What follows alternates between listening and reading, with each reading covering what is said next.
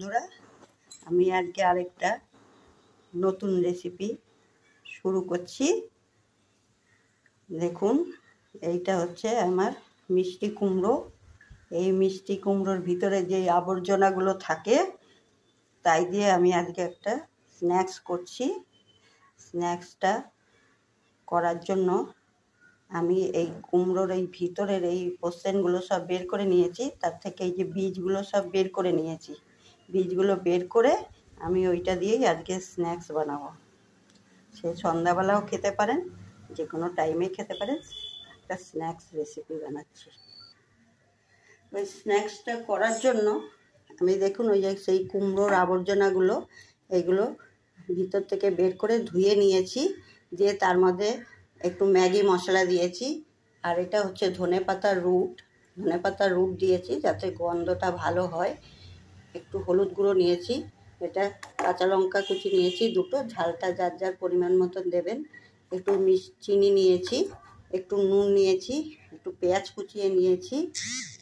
তার সাথে এটা হচ্ছে কর্নফ্লাওয়ার আর এটা হচ্ছে বেসন। আমি এই সব উপকরণগুলো একসঙ্গে মেশাবো, মিশিয়ে মাখবো, তারপরে সাদা তেলে এটাকে ফ্রাই করব। এটা বাইন্ডিংয়ের জন্য নিয়েছি বেসনটা আর কর্নফ্লাওয়ারটা। যদি আমার এটাতে ঠিকঠাক হয়ে যায় আমি আর দেব না, আর যদি লাগে পরে আমি একটু দিতেও পারি। এটা দেখুন মিক্স করার পরে এরকম হয়েছে। এর মধ্যে আমার আর 1 চামচ বেসন দিয়েছি, আর 1 চামচ কর্নফ্লাওয়ার দিয়েছি, আর তার সাথে 1 চামচ সুজি দিয়েছি। হ্যাঁ, কেন কি কুমড়োর আবর্জনাগুলো খুবই জল কেটে যাচ্ছে, তার জন্য আমি একটু সুজিও দিলাম 1 চামচ। দিয়ে এখন এটাকে তেলে ভাজবো। সাদা তেল দিয়ে দিয়েছি কড়াতে, এটা ডিপ ফ্রাই হবে। এর মধ্যে এরকম করে বড়াগুলো ছাড়বো। স্ন্যাক্সগুলো দেখুন এরকম ভাজা হচ্ছে, হালকা আছে ভাজা হচ্ছে। ওই পেট করে উল্টে ভেজে নিয়েছি। এবার এটা আমরা এখন খাবো সস দিয়ে।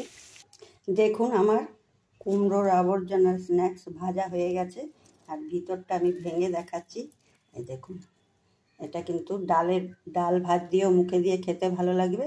সন্ধ্যার সময় এরকম টমেটো সস দিয়ে খেতে পারেন, চিলি সস দিয়ে খেতে পারেন, কাসুন্দি দিয়ে খেতে পারেন। এগুলো খুবই টেস্ট হয় খেতে। একবার বানিয়ে খেয়ে দেখবেন কুমড়োর আবর্জনার স্ন্যাক্স।